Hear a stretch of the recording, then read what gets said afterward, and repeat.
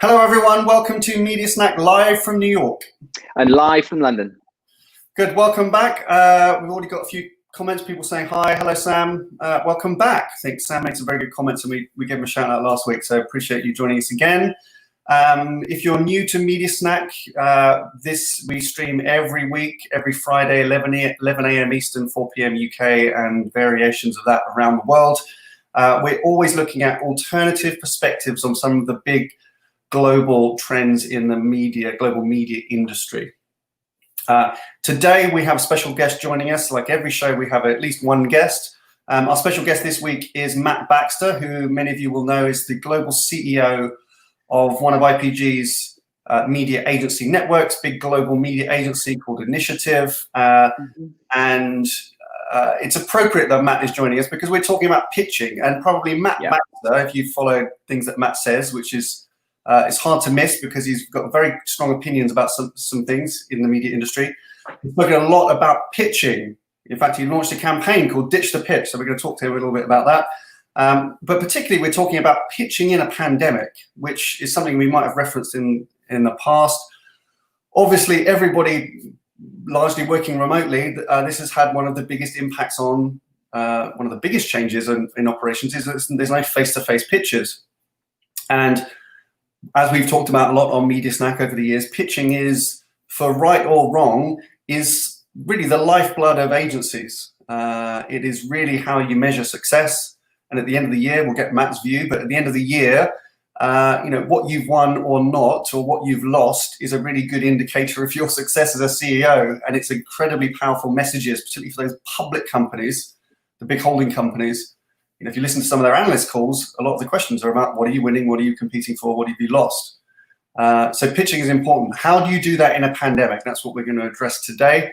As always, as we're streaming live, please, you can, whatever platform you're on, you can add comments. We can see them here live. I'm going to keep glancing over and I will bring in comments. Or if you have questions, please participate. It's your show, be a part of it. That's it. And as always, I just remind you to subscribe because we do this every week and you can be alerted every time that we go live. Yeah. Okay. So a lot of stuff going on with pitches right now. I mean, we're going to talk about some research that we did a month or so ago. A lot's changed even since then. Headlines in the last 7 days have said that agencies have collectively already lost about 50,000 in terms of people, in terms of headcount from agencies, which is just catastrophic. Very, very disruptive. The agency business, constantly being talked about how should that be reinvented. Maybe this is an opportunity to reinvent the agency in that disruption. And if agencies were operating on fine margins before, in a year where there's not much pitching going on, where's the opportunity? Where's the growth? Those are some of the big things. So I'm talking very fast today. I'm very highly caffeinated in New York this morning. David and I have been on calls for the last 4 hours together, so we're having lots of fun. Right, let's kick off, mate. So what's going on with pitching in a pandemic? Right. So you're right. I mean, these are unusual times, right? Everybody talks about how unprecedented it is.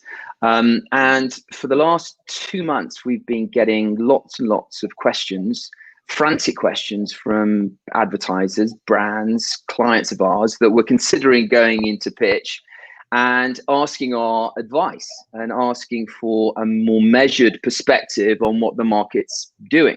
Yeah. And we can give our own subjective point of view, but we thought, well, listen, let's try and make that a little bit more considered. So we conducted some surveys and we sent out a survey to nearly 90 global CEOs of media agencies and business leaders within those sectors.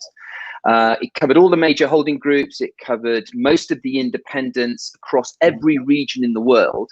And we wanted to get some feedback, some insight that we could use to help make our advice and our guidance to clients slightly more considered and informed. This was not, by the way, 90 respondents, by the way, we sent it out a lot wider, but it was 90 agencies from around the world that actually participated. But I mean, that's a big number, right? Yeah. And we wanted to ask a couple of kind of key questions. The first question that we asked them was that had they noticed any visible pause or delay in pitches that had started or pitches that they were anticipating. Yeah. And 70% of them said yes. So 3/4 of the pitch market, if you like, had become immediately kind of depressed. So that was the first kind of insight, that everybody was kind of feeling it. The second question that we asked them was, were they open for business? I mean, in this weird environment that we're operating at the moment, were they capable and able to operate within an active pitch market? And 90% of them came back and said, absolutely, right? We are open for business. The majority of those said we're open for business in any condition.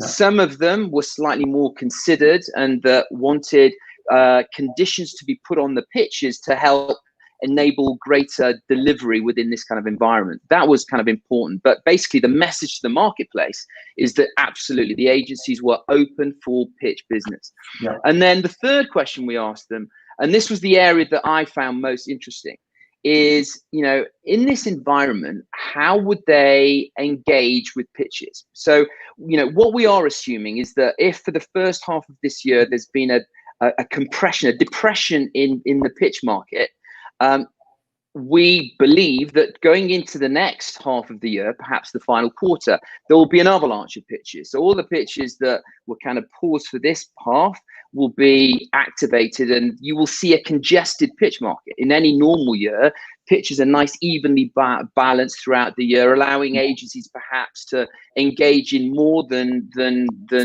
they would. This year, however, if there is a congested pitch market, I wanted to understand from the agency leaders how they would be selecting those pitches that they go after. When we talk to our clients about being a priority pitch, right? That's what we say. You have to make sure that the agencies are engaging with you as a brief in the marketplace. Now, never has that been more of a case when there are lots of pitches in the marketplace, and perhaps on the agency side, less resource with which to go after that. So that was kind of really interesting. And the insights that we got back from the agencies was fascinating. They said, look, there are going to be pitches that are going to be cost driven. There are going to be those big, hairy, gnarly pitches that are going to be run through e-auctions. And not surprisingly, the business leaders said, look, they're going to be likely to be at the bottom of our kind of list. Those more strategic briefs, the ones that have clarity in terms of objective, are the ones that are going to be prioritized. And so, using that insight, using that direction to help kind of advertisers repackage the way that they go to market was kind of really important. Yeah, good. Let's think about some implications.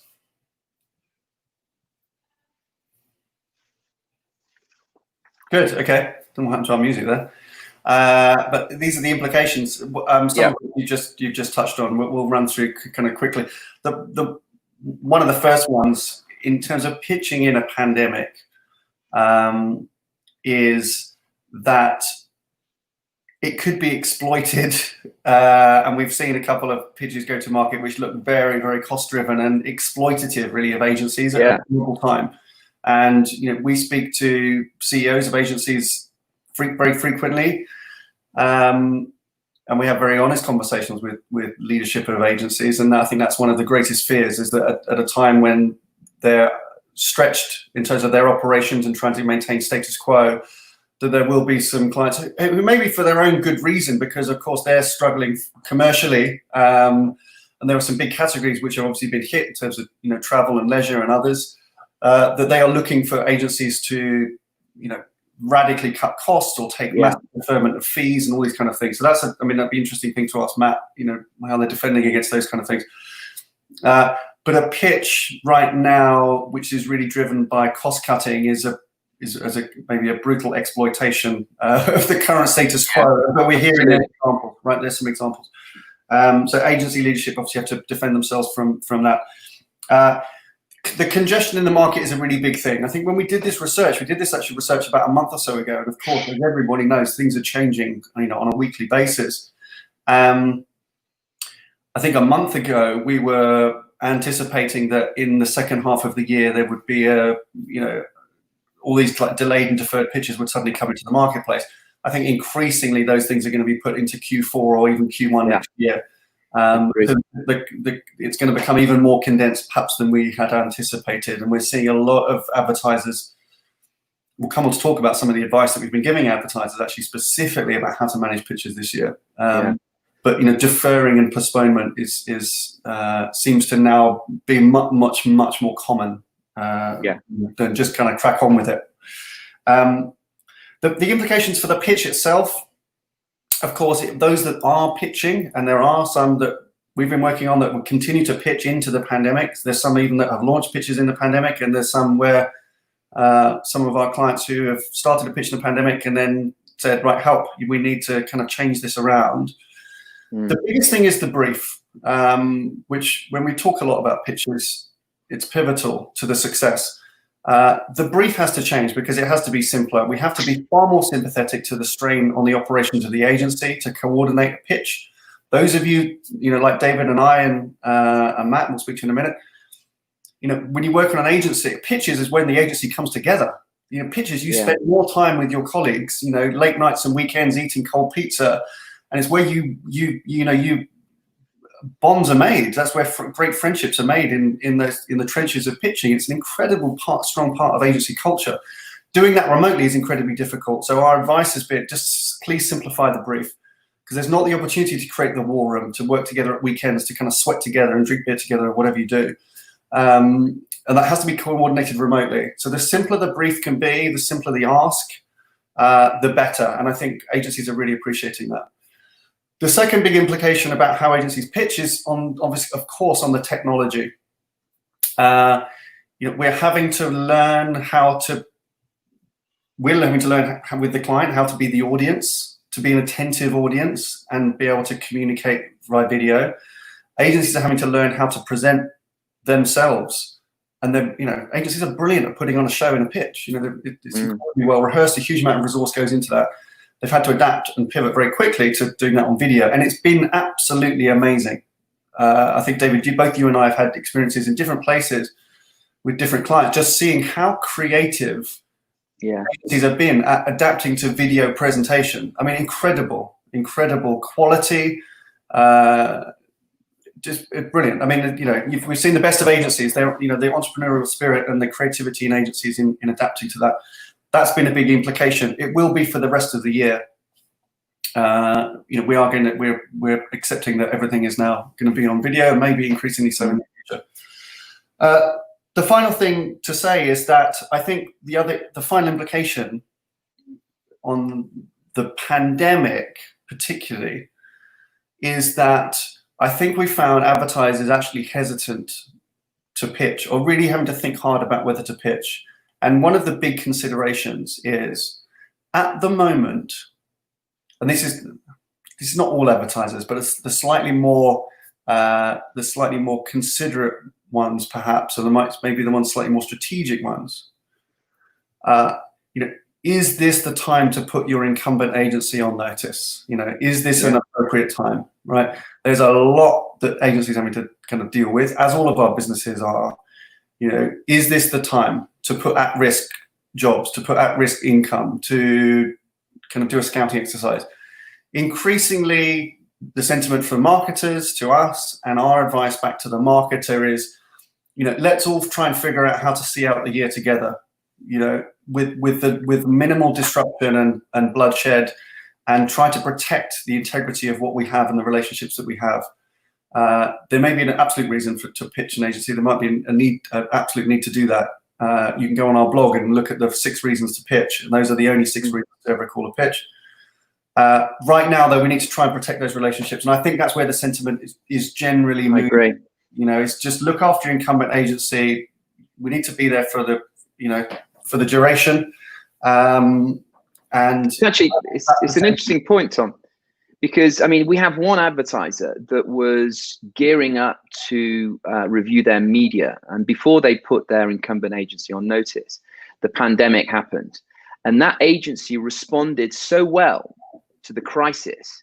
They helped navigate that client so professionally and so competently through the challenges that it created a complete kind of fillet on the relationship that they decided to decline the review. They're renegotiating the contract, but there was no need to go through a review because the relationship suddenly had taken just a different pivot.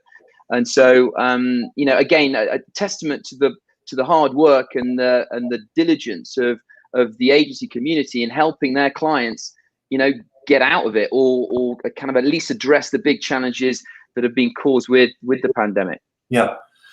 I just want to, we've got a few kind of questions coming in. I want to pull up one of them. Joe from Bionic, who is a very reliable, regular viewer, Joe, and I appreciate that, and I appreciate your commentary every week, and you make very good points, and I'm going to bring them up, and I just want to add this here. Joe says, have you seen a shift of focus from reviews and pitches to improving existing relationships? What actions are being taken to improve relationships? Absolutely correct. That is now the primary question on the advertiser side, is, you know, why don't we, not just about how can we make our relationship better, but actually thinking this a bit more strategically. Let's use this time. Let's use the 6 or 7 months left in the year. Let's use that wisely. Let's conduct, as many people have been saying, you know, the world's most well-organized zero-based budgeting exercise. Every marketer is really having to account for certainly the budget for the rest of this year, but it's giving them an opportunity to look at a few things, not just their agency relationships, by the way, but increasingly the CMO and media director is looking at their internal media operation, and we are doing more of that type of work, the diagnostic and operating model design work, now far more than kind of any pitches, and that does potentially have implications onto the agency, because it clarifies the scope of work for an external partner. But this is a perfect time to look at your own internal operations, and also then evaluate and have a grown-up conversation with your agency and evaluate actually what's working, what's not, and how we can make improvements for the rest of the year. Okay, thank you, Joe. Let me get rid of that. Right, so just quickly before we bring Matt in, David, what should marketers be thinking? What's our advice to them?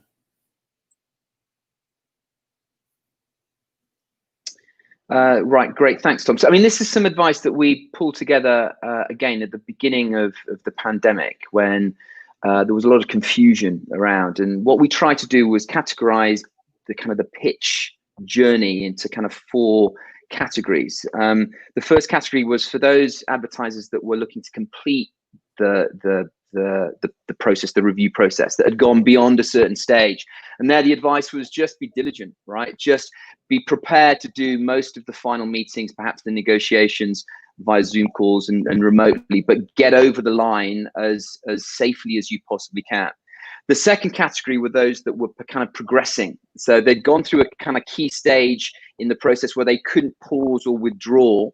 And then it was all about maintaining the integrity of the review. So, you know, re-look at the timings, make sure that there is enough time invested in the process to give the agencies to do their best work. Re-look at kind of the components of it. You know, make sure that the clarity of the process is really clear for the agencies. And the third one is the kind of the planning. So the planning, those that were in the planning stage were able just to step back and pause that for a second and make sure that the journey that the agencies were going to be going on was, you know, fully accommodating of the kind of the new norm.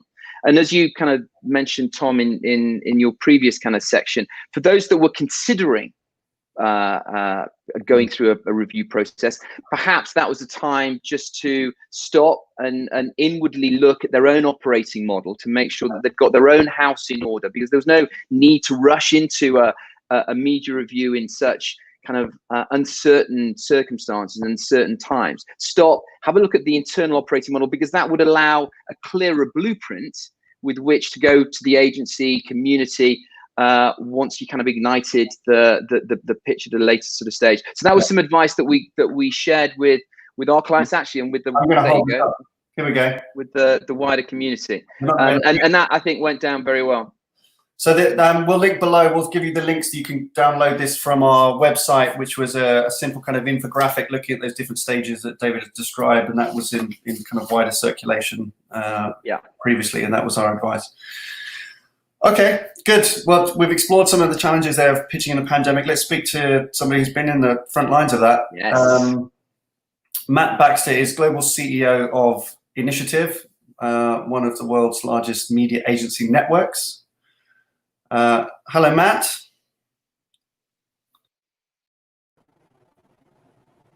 Hi, good to see you. How you doing? Very good. There you go, Matt. Nice to see you, Matt. Good to see you guys. Sorry, I'm in a very slim pane. Can we get Matt on the big screen, please, so you can make David and I don't know if your viewers can handle that, quite frankly. Yeah. Me on a big screen. How are you guys going? Good. Very good. Thank you for joining us. No problems at all. So no, apparently we can't do that. We can't put you on the big screen. So I'm just led. Okay. Listen, you've heard us talking about this. You've seen some of the research we've done. You and I talk a lot. All three of us talk a lot about pitches. In fact, I was reminded this morning, Matt, just thinking, you were the last person that I had a meeting with. Well, there you go. I hope that wasn't an omen that I was your last meeting. Yeah, I mean, you and I met in New York. The week before New York shut down? Yeah. I think on Thursday before New York shut down. The first week of March, and I left Matt's office, walked to Penn Station, and left the city, and I haven't been back since. Never been back. Yeah. No. Well, let's get back sooner rather than later. I think everyone is missing human-to-human contact. I know, speaking for myself in an agency role, I think it's incredibly hard to keep your staff, to the point you made. I think it was you, Tom, about being in the trenches with your team. I think it's really, really difficult to keep a cohesive bond and culture across a company when the staff never get to have any, physical interaction of any type. It's all done via video call. Makes it very, very difficult to keep the momentum and the agency culture alive. Yeah. Yeah. So let's just touch on that. I mean, so since then, I saw you in March. That was 3 months ago. I mean, it's gone very quickly. But what has it been like running an agency since the beginning of March? I mean, look, running an agency, even when things are going great, is a challenge.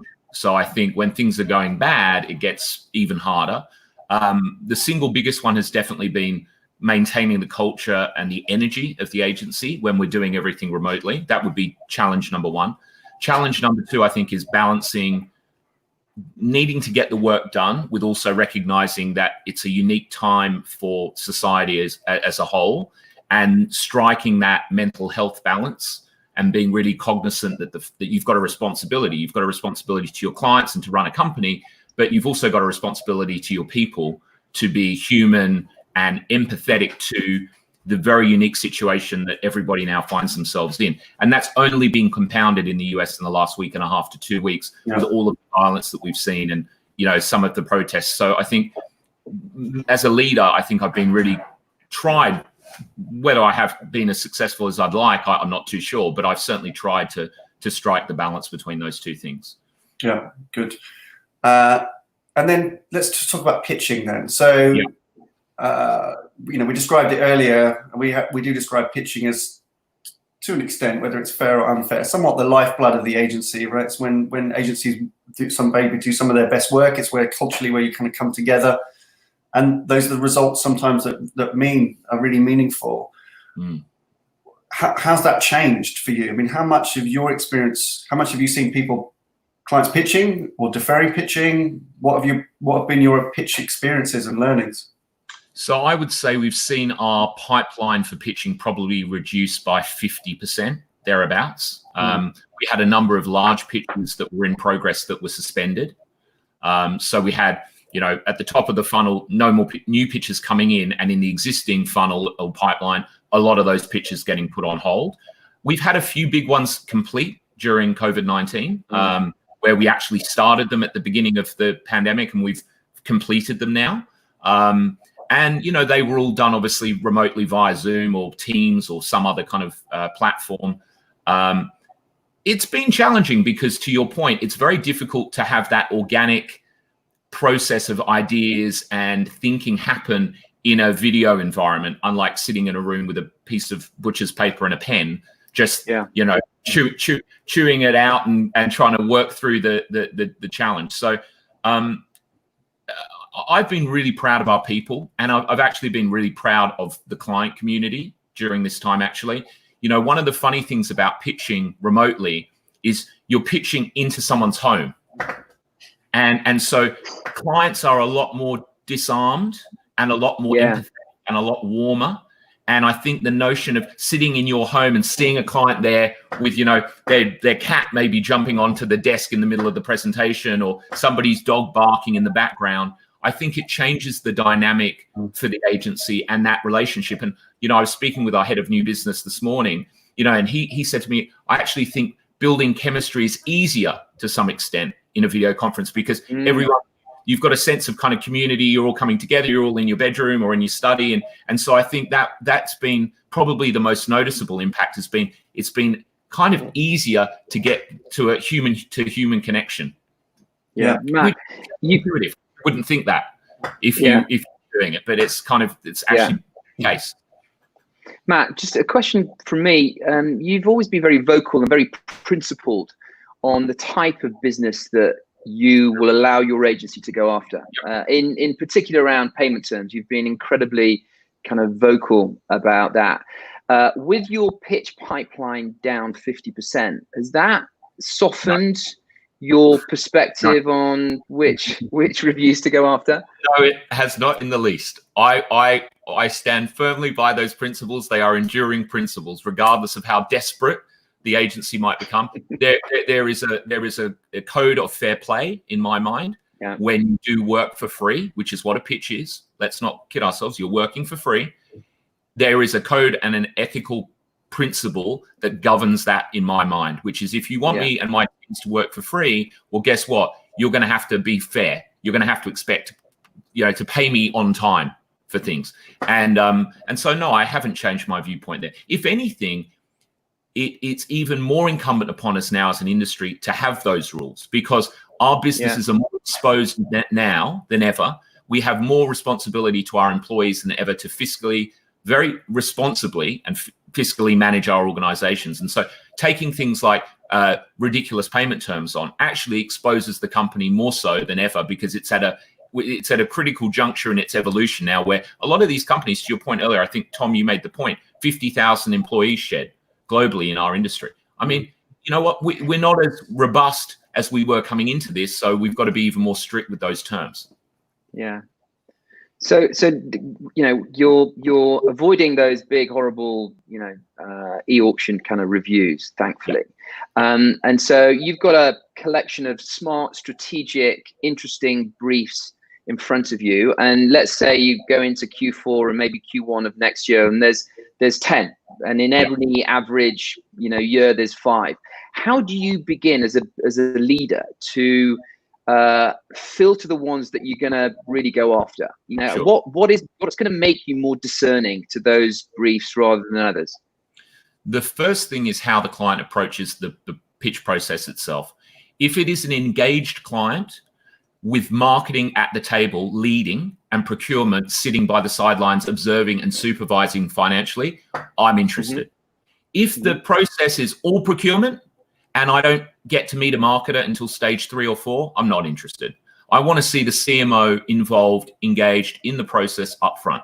That means they care. That means it's their process. So that's the first thing I look for. The second thing I look for is timelines. Is this client reasonable in their expectations? I'm not going to do a 35 portfolio brand plan in a week and a half. And I don't think they should ask for that type of thing in a week and a half. So that's the second thing. The third thing I look for is their pattern of behavior. Have they got a good reputation in market? Are they pitching all the time? What do other agencies or employees that have worked on their brand say about them as a client? So that's the third thing. And then the fourth thing is I look for does it pass the sniff test on how many templates are there analyzing media rates? What are the payment terms if they're referred to in the document? So they're the kind of 4 kind of categories that I would look through to make a determination about whether we want to work with them. And you know what? The other one is just gut. You meet a client. Are these our kinds of people? Do these guys match our chemistry and our culture? do we feel like we can get on? We just very recently won a large tech client, and instantly in that first meeting, I knew this was the kind of client we could work with. And I think they felt the same. Whereas I've had some where I've gone in and I've met them for the first time. Oh, this just isn't our kind of client. And you just get that feeling. And a lot of the times we bow to those because we kind of know it's going to be futile to continue because they're not our kind of business. And that's fine. There's lots of agencies to pick from. And there are a lot of clients. And you are entering into a relationship. So there has to be, dare I say it, proper chemistry, and often that chemistry is an intangible chemistry. Yeah, I mean, really, really good to hear, and increasing over the last few years. And Matt, you've been a strong proponent of this. I know that's the way you've always done business, but we're increasingly hearing from CEOs being much more discerning about how they pitch and what they pitch for with that kind of scorecard. They're all slightly different, and they have different, priorities perhaps.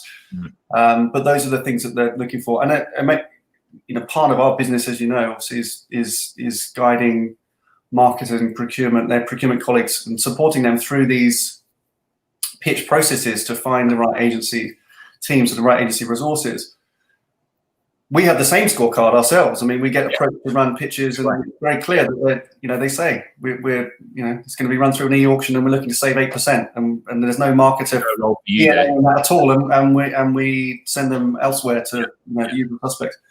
I do think the pendulum is swinging back towards being in favor of the agency during the pitch process. I think the behaviors are improving, and I think they're improving for the first time in a long time. To your point, agencies are just saying, no, I don't want to pitch for your account. And they're like, and some clients, particularly the big ones who have bad reputations, and there are a lot out there that do.